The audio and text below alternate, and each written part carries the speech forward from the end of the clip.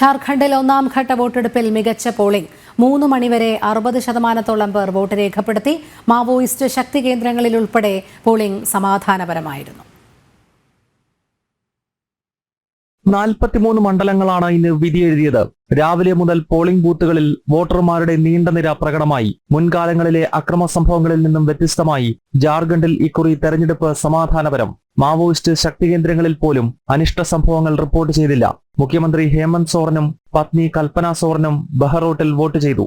രാജ്യസഭാ vice chairman Harivansh Narayan Singh, മുൻ മുഖ്യമന്ത്രിമാരായ അർജുൻ മുണ്ട, ചമ്പായ് സോറൻ, കേന്ദ്ര പ്രതിരോധ സഹമന്ത്രി Sanjay Sait, Indian cricket team മുൻ ക്യാപ്റ്റൻ മഹേന്ദ്ര സിംഗ് ധോണി തുടങ്ങിയവരും വോട്ട് രേഖപ്പെടുത്തി. സംസ്ഥാനത്ത് നിർണായകമാകുന്ന 28 സംവരണ മണ്ഡലങ്ങളിൽ 20ഇടത്തും ഇന്നായിരുന്നു വോട്ടെടുപ്പ്.